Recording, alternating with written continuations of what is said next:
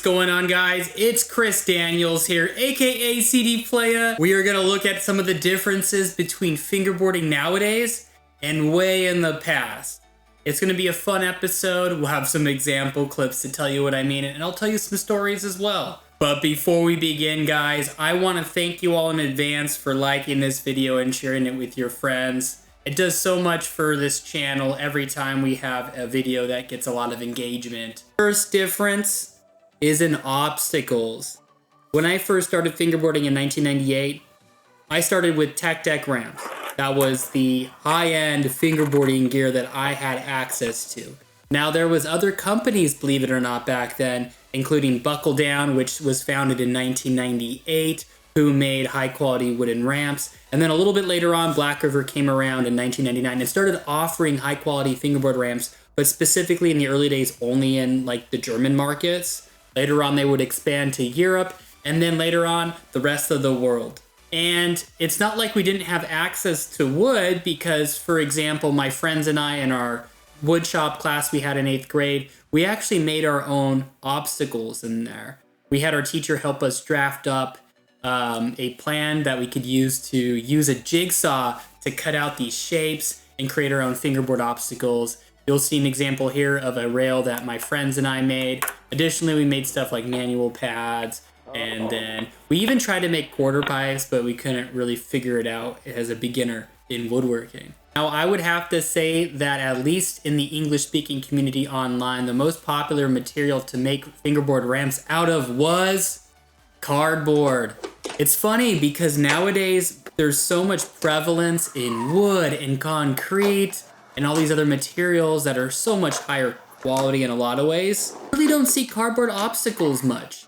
Now, here's what I will say. Cardboard has one distinct advantage over wood, over concrete, over other surfaces.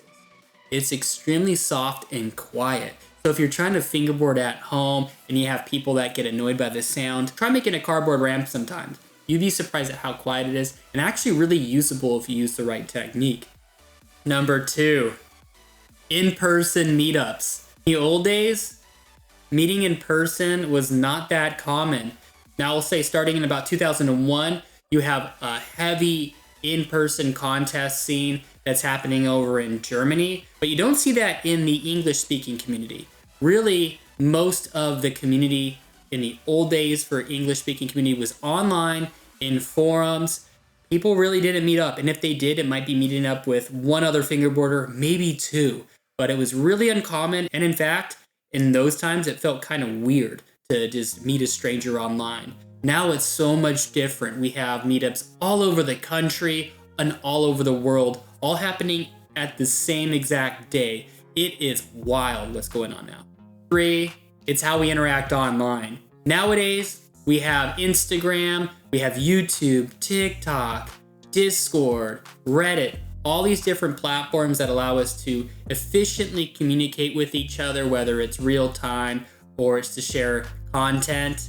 Back in the day, we did not have that. If you were looking to connect with other fingerboarders, you would type in tech deck or fingerboarding, if you knew what that term even was back then, into Yahoo or Ask.com or Lycos or AOL, and then you would find some search results. Some communities would pop up depending where you were. For example, we had the techdecks.com. Skate or Die Forum was the first fingerboard community that I was a part of back in 1999. To get on the internet back then, most people had to dial up to get onto the internet.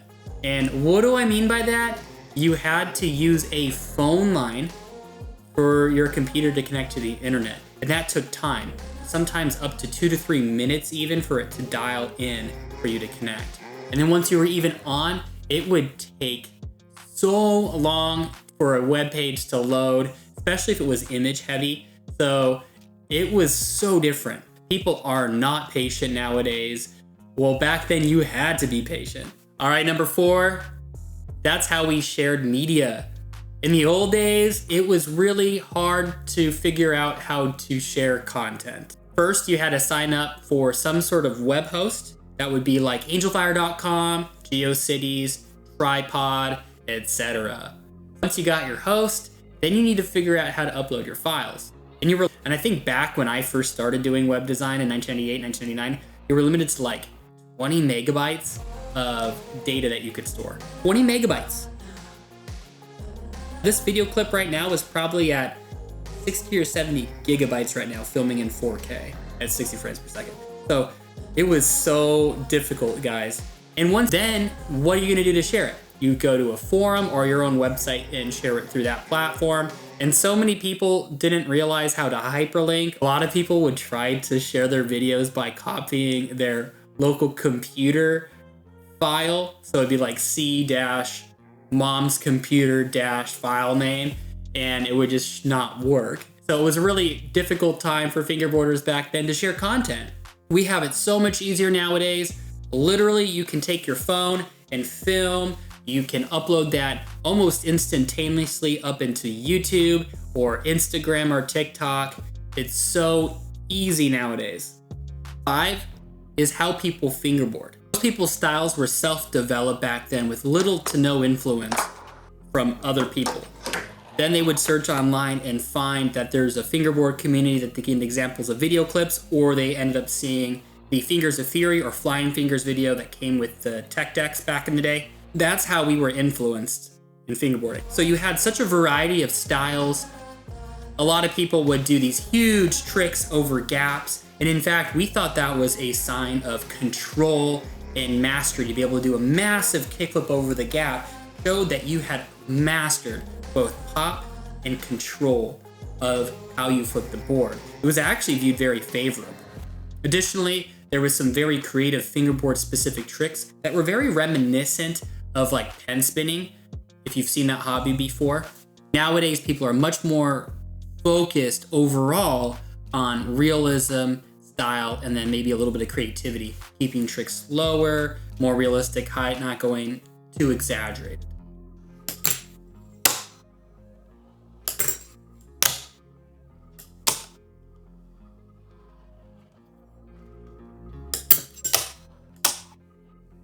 All right, guys, number 6 is the fingerboards that we used back then. So nowadays we have these wonderful wooden decks that pop really well, 30 to 34 millimeters wide usually. We have bearing wheels that are either urethane or plastic that roll very smooth. We have professional trucks with lock nuts and nice turning bushings that are very durable overall. And then we also have foam tape. It's so much different now. We used plastic tech decks typically, or keychain boards with trucks that had no lock nuts, bushings that didn't even turn unless you loosened them or removed a bushing, plastic wheels that barely rolled without bearings, and of course, grip tape. So you would either use the stock tech deck grip tape that came with your board, or you could remove this and apply tape such as sandpaper grip tape from skateboards. One thing to note is that back in 2000 or 2001 over in Europe, I think it was at Fast Fingers 4, Martin Ehrenberger from Black River released Rip Tape, which was the first professional foam tape that was released on the market by a company, but it wasn't common over in the States. And in fact, for probably the first 4 or 5 years, we saw the German fingerboarders and European fingerboarders over there using this foam tape. We thought they were cheating in a way. We're like, what are they doing with this adhesive foam tape? That's ridiculous. We should be like skateboarding and use grip tape. Also, another thing we would do back then is even remove the sandpaper grip tape from our tech decks. And then instead of using tape, you would even just not put any tape at all. So the board would kind of stick to your fingers with your moisture of your fingers. Made it really easy to do heel flips and nollie heel flips. One thing we did in my middle school back in 1998 and 1999 was use electrician's tape. It's that black tape. You could cut it out into a shape and stick it onto the board. One side it had an adhesive, the other side was super smooth. However, kind of like removing the tape from a fingerboard, it still had a properties that would kind of adhere to your fingers with a little bit of moisture and pressure, which made it ideal to do some tricks like a heel flip or nollie heel flip again. It also was black, so if you cut it perfectly, it kind of resembled what a skateboard actually would look like from a distance.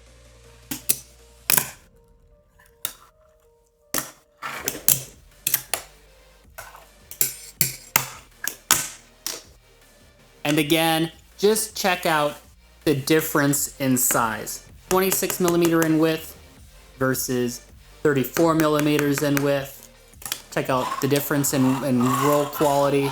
Not even close, guys. It's so much harder to use a 26 millimeter tech deck that's from the old days than anything we have nowadays. Even from Tech Deck, their quality of boards have improved immensely. In the old days, there was no lock nuts, so you would use something like Loctite, which is used to make sure that nuts do not come off of threaded screws.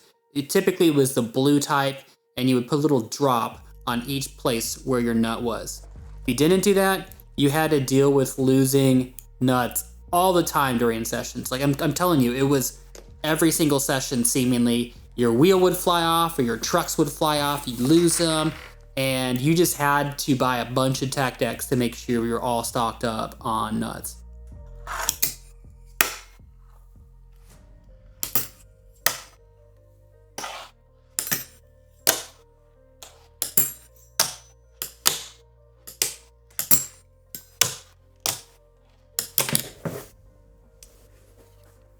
So when you see some of the old fingerboard footage from back in the day, guys, you may be like, man, their tricks are so garbage. The style's so sloppy. These setups were so much harder to use just all the way around. It was not an easy thing to ride. So when you see people doing nollie heel tricks into grinds with these guys, it was a big deal. Well, it's a really difficult trick to do on a 26 millimeter tech deck. And then in terms of fingerboarding style, it was heavily influenced by the actual complete itself. You had a really tiny fingerboard deck to land on. We were so much more forgiving about what counted and what did not count in terms of landing tricks on the fingerboard. For example, you can land a trick like that. Fingers completely off with palm, have multiple fingers on the board. And that would count back then because these were so tiny. And then in the early 2000s, probably around 2003 or so, we started to see the popularity with fingertipping landings. And what I mean by fingertipping landings is where you land on your fingertips instead of on your finger pads. And this made it so it looked even cleaner than the finger pad landing back then. We had such smaller decks back then. Another difference from the old days was how you purchase fingerboard products. Actually, back in the 80s, you could order fingerboard ramps and completes from Skateboard magazine. And in 1998, you were able to buy tech decks seemingly all over the world in toy stores and really common and easy to find tech deck products. Now, for professional fingerboard gear, there was companies that came out, but it was really difficult to purchase products. You usually had to either use a cashier's check, a money order, or send cash in the mail. Until we had payment processors such as PayPal became more popular later on. So what did that mean? That scamming was highly likely. It also meant that you would have to send payment first. So you would mail a cashier's check, money order, or cash in the mail. You would wait for the money to arrive at the person's place and ship it out your way. That was normal. So then you would wait multiple weeks for the fingerboard products to arrive. Needless to say, it was a very arduous process. In fact, one of my biggest regrets was not purchasing fingerboarding products during the early years. The main reason was the barrier to entry to purchase was so much more difficult than it is today. Nowadays, there's e-commerce platforms such as Shopify, WooCommerce, etc. that make selling fingerboard products so much easier than it was during the old days. If you enjoyed this video, please leave me a comment below so I can know. You can also tap that like button while you're at it and share it with a friend. If you want more content like this, be sure to hit the subscribe button and tap that notification bell, and YouTube will let you know when I have my latest video release. As always, thank you for watching, guys, and I hope you have a great day.